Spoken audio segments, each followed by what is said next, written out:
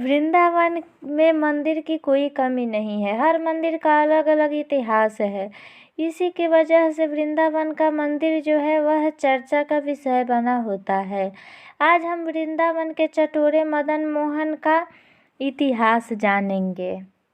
इतिहासकार बताते हैं कि यमुना जी से जन्म हुआ है मदन मोहन का। एक बार की बात है, मदन मोहन पानी में खेल रहे थे और लोगों को आवाज़ लगा रहे थे, लेकिन कोई भी मदन मोहन की आवाज़ सुनकर नहीं गया।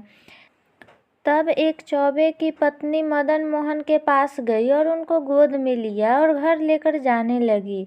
मदन मोहन बोले कि तुम अपने घर तो लेकर जा रही हो, लेकिन जिस दिन तुम बोल दोगे कि मेरे घर से निकलो, मैं उसी दिन तुम्हारे घर से चला जाऊंगा।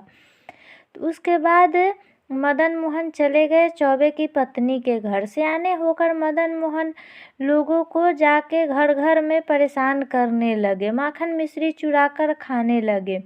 तो एक दिन सारे नगरवासी चौबे की पत्नी के घर गए और उनके पत्नी से बोले कि तुम्हारा बेटा जो है हम लोगों को परेशान कर रहा है। यह बात सुनते ही चौबे की पत्नी बोली, महारे घर से निकल जाओ। उसके बाद इस बात को सुनकर मदन मोहन जाने लगे घर से।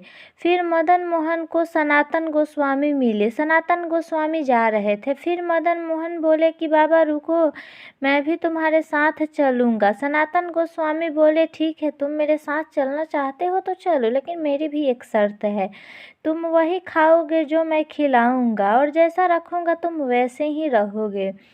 फिर मदन मोहन बोले कि ठीक है, जैसा तुम रखोगे वैसा रहूँगा, जो खिलाओगे वही खाऊंगा। सनातन गोस्वामी और मदन मोहन दोनों एक टीले पे रहने लगे। सनातन गोस्वामी आटा मांग कर लाते थे वृंदावन से, फिर यमुना जी के जल से गूँथते थे, उसके बाद उसकी बाटी बनाते थे। पहले मदन मोहन को भोग लगाते थे, उसके बाद वह खाते थे।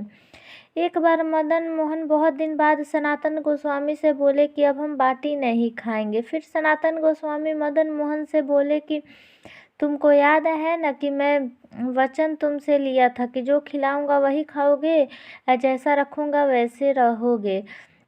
यही है मदन मोहन और सनातन गोस्वामी की कहानी। उसके बाद चलिए आगे बढ़ते हुए जानेंगे कि इस मंदिर के निर्माण की कथा क्या है। तो इस बारे में कहा जाता है कि एक व्यापारी था जो कि फल और सेंधा नमक का व्यापार करता था। वह जहाज पर सेंधा नमक और फल ले जा रहा था, लेकिन टीले पर जहाज अटक गया। कई घंटों तक वह जहाज निकालने का प्रयास किया, लेकिन फिर भी वह जहाज नहीं निकला। व्यापारी का नाम था रामदास। रामदास ने एक बच्चे की आवाज़ सुनी तो जहाज से उतरा और देखा कि बच्चा जो है वह यमुना जी में खेल रहा है। उसके पास एक पुरुष थे, वो कोई और नहीं, वो थे सनातन गोस्वामी जो मदन मोहन के साथ रहते थे। वह व्यापारी सनातन गोस्वामी को देखा और उनके पास गया और सारी समस्या बताया। फिर सनातन गोस्वामी बोले कि आपके समस्या का निदान वही बच्चा कर सकता है जो यमुना जी में खेल रहा है।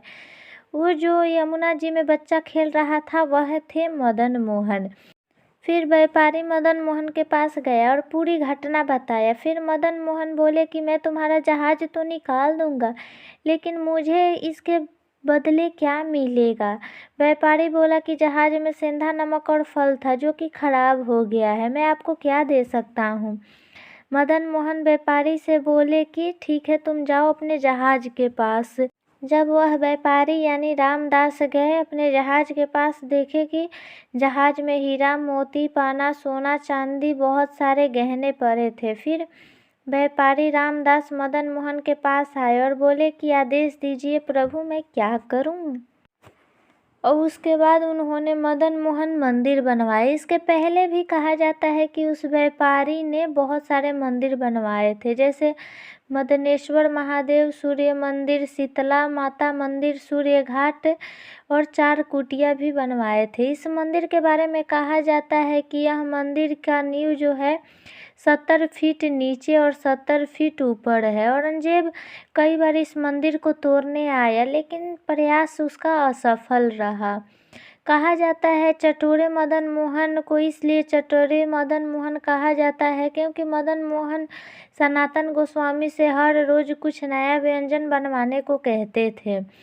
और इस मंदिर के बारे में एक और कहानी है कि मदन मोहन अपना अभिषेक करवाने के लिए बोले, जैसे ही उनका अभिषेक हुआ वैसे ही वह पत्थर में बदल गए। मदन मोहन कृष्ण के अवतार थे। इस मंदिर में मंगला आरती केवल कार्तिक के मास में ही होता है। कैसा लगा आपको इस मंदिर का जानकारी?